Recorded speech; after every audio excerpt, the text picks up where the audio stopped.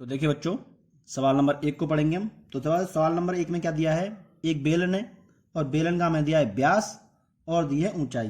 तो व्यास दिया है हमें 14 सेमी और ऊंचाई दी है 15 सेमी। हमसे क्या पूछा गया है, आयतन और संपूर्ण पृष्ठीय क्षेत्रफल के बारे में पूछा गया है। ठीक है, तो देखो क्या क्या दिया, पहले उसको नोट करेंगे हम। हमें दिया है बेलन का व्यास, तो माना बेलन का व्यास। अब आप सभी जानते हैं व्यास क्या होता है, व्यास जो होता है ना वो त्रिज्या का दुगना होता है। तो 2r बराबर दे रखा है हमें 14 सेमी। तो हम r याद कर लेंगे, क्या होगा, 2 को उधर भेजेंगे, 14/2, तो कितनी हो गई 7। तो हमारे पास 7 क्या आ गई, त्रिज्या आ गई। और क्या दिया है, ऊंचाई। तथा माना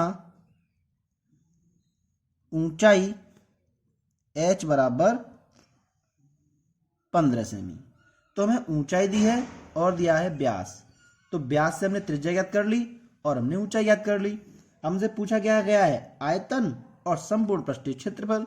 तो जो पूछा गया है उसका सूत्र लगा दो बस। तो देखो, तब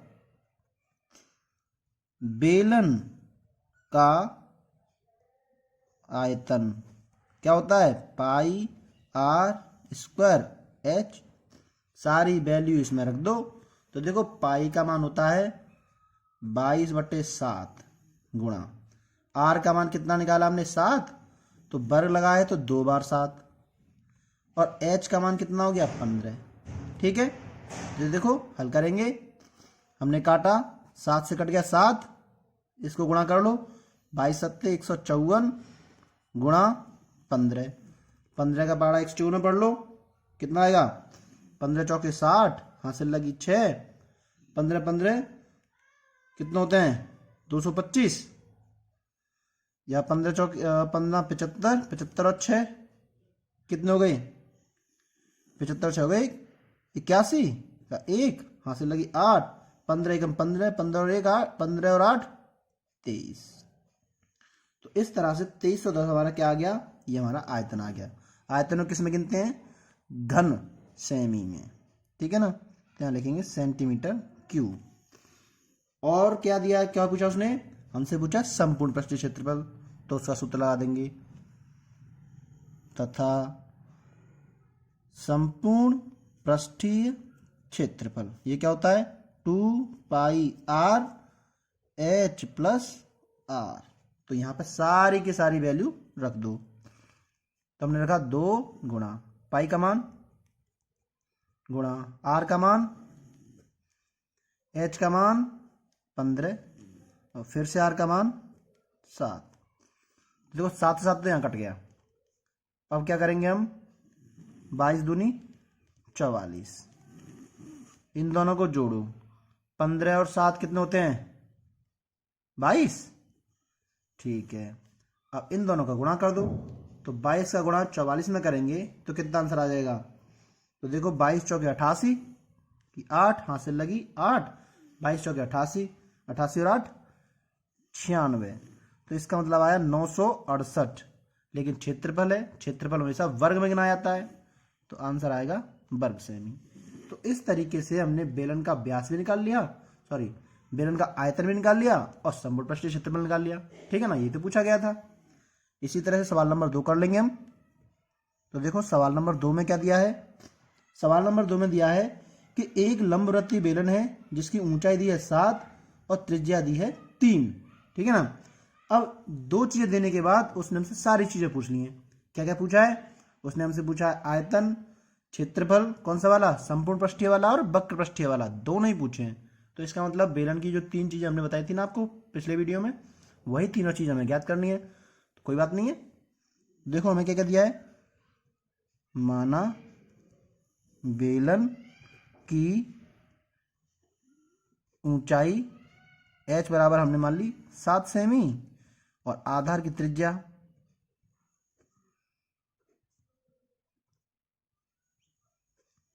r बराबर 3 सेमी। 2 चीज मान ली। अब देखो जो जो निकालनी है वो लग दो सूत्र में।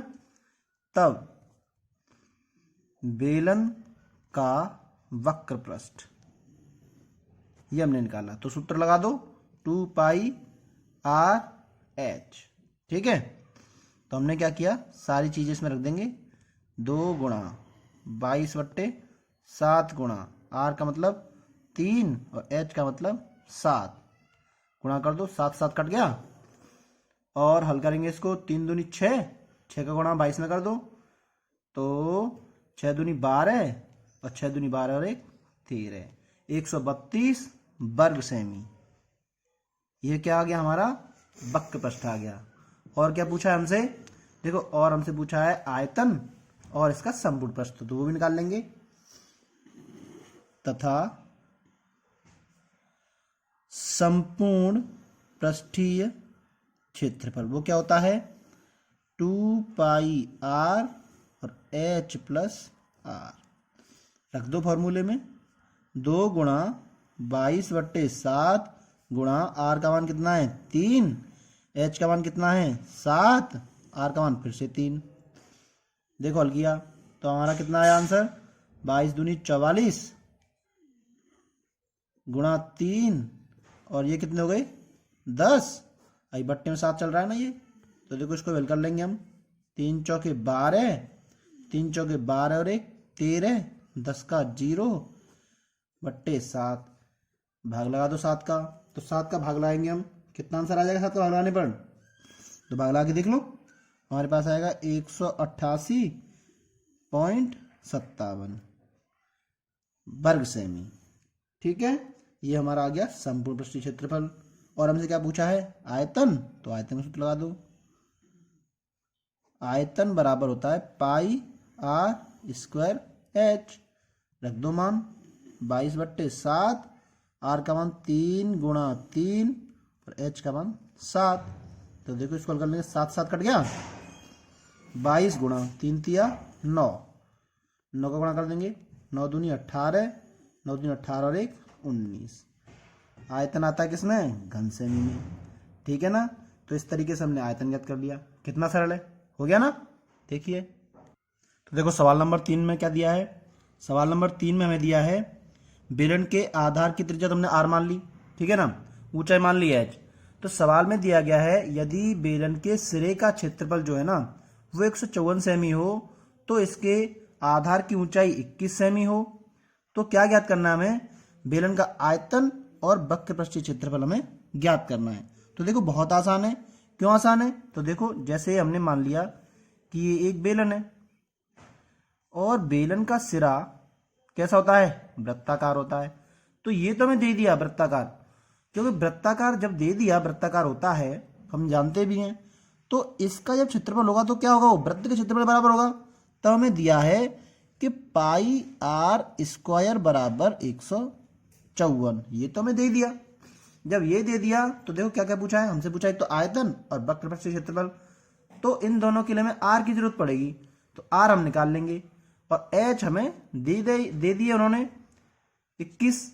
तो देखो कितना आसान है, चूंकि बेलन का आयतन क्या होता है भाई, आयतन, बेलन का आयतन तो होता है पाई आर स्क्वायर और एच, यही तो होता है। तो देखो, तो पाई आर स्क्वायर एच करेंगे हम, तो पाई आर स्क्वायर एच से तो मान ही दिया हमें, कितना दिया है 154 गुणा एच, एच का मतलब 21, 154 का 21 से गुणा कर दो, कितना आ जाएगा, तो दो गुणा कर लेंगे, 21 चौक 84, 21 चौके 84 की 4, हासिल लगेगी 8, और 21 पंजे कितने होते हैं, 21 पंजे 105, तो 105 और 8 कितने हो गए, 105 और 8 हो गए 113, 113 की 3, हासिल लगी 11, 21 से कम 21, 21 और 11 कितने हो गए, 21 और 11 हो गए हमारे पास 32।